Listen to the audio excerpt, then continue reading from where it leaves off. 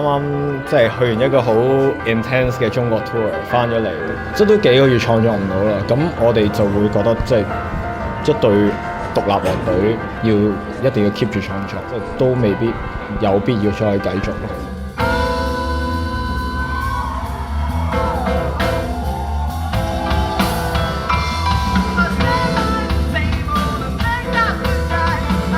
如果真係要講早知無點解咧，我哋就話不如唔好嘥時間諗個 band 名啦，不如有人寫一個字出嚟，然之後咧就抽出嚟啦。咁最後咧就叫做早知無啦。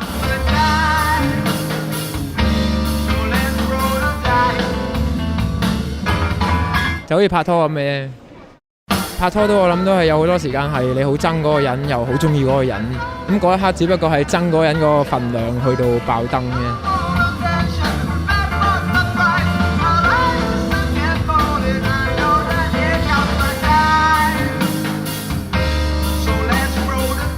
總之好難解釋啦，愛情呢啲嘢。5個人拍拖啊，因為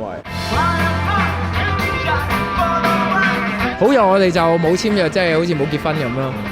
咁所以就仲可以繼續試啊。但同居咯，其實 OK 嘅。我諗即係之前試過分開過咧，會識得點樣去相處，會成熟啲嘅。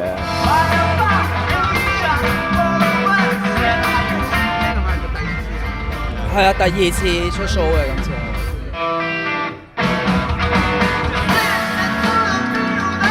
譬如依家我哋試咗好多唔同嘢啦，咁我哋係時候要去 refine 我哋做緊嘅嘢咯。例如我哋話齋 twist 嘅位，或者我哋嘗試去做某一個感覺嘅音樂，要再 refine， 呢個係我哋嘗試依家去做嘅嘢。即係我哋啱啱第一隻 album 個感覺，自己聽翻都覺得比較 straightforward 嘅，即係 rock and roll 咁。人要成長，音樂都要成長，即係我哋大家都係向住一個想再成熟啲嘅目標邁進。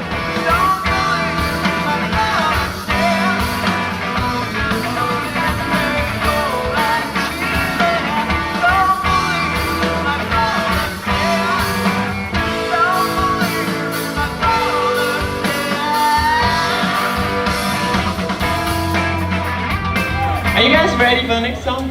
Not yet. Not yet, because Kento is thirsty.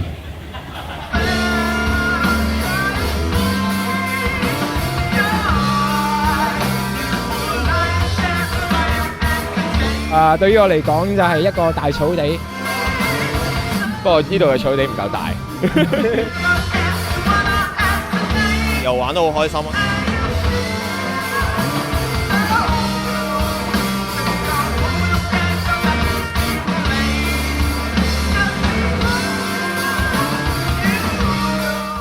！Come to mind 嘅第一樣嘢係感覺，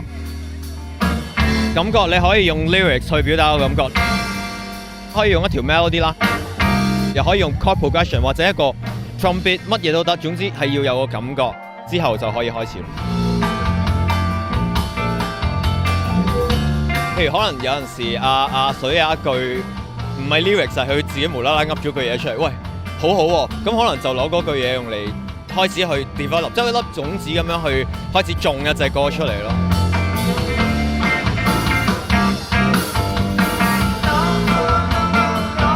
其實係好隨機嘅，但係好嗰一個 moment 嗰一種感覺，大家覺得好 synchronize， 就覺得喂，不如咁咯。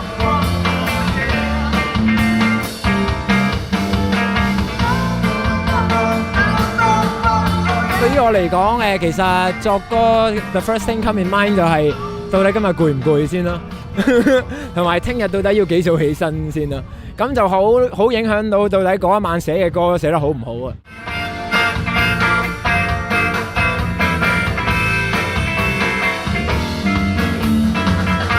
最主要係嚟自生活咯，如果生活得開心，咁啲歌會開心啲咯。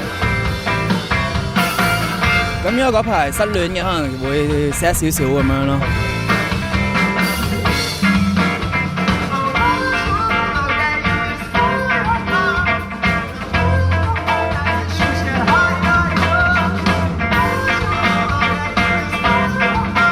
夾呢隊 band 之前，我哋大家都玩好多唔同類型嘅嘢啊，咁跟住我哋即係都試過好多嘢，同埋我哋好怕悶啊！我哋唔想一隻歌成隻歌都係嗰個 style 啊，咁我哋就想一隻歌不如幾款叫我跳下，咁咪冇咁悶咯咁，所以就慢慢整下又覺得好好玩喎，所以依家咪搞到咁咯。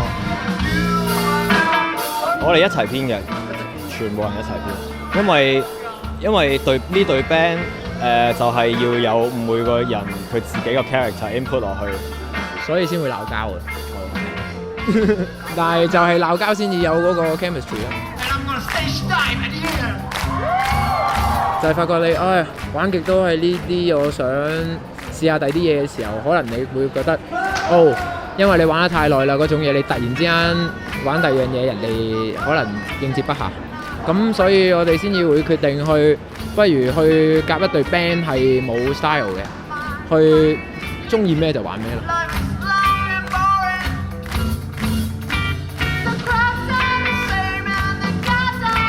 音樂同人一樣，隨住時間成長啦，品味都一樣咯。同埋情感咧，好難話一兩種 style 可以足夠表達，即係我哋成班都係感情豐富嘅人。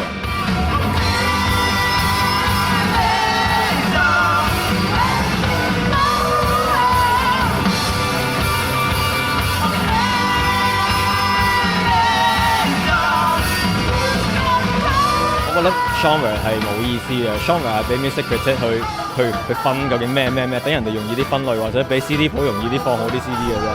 即係對我即係個人嚟講，音樂只有你中意嘅同埋你唔中意嘅。咁我哋就係玩緊我哋中意嘅，就係咁簡單。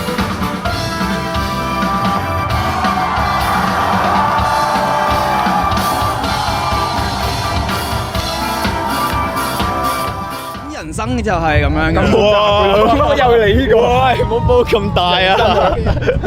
係有呢個高潮起落咁。其實呢最近嘅人生其實講俾人聽你大咯，就係呢個大一齊。佢話玩大咗喎，唔答啦。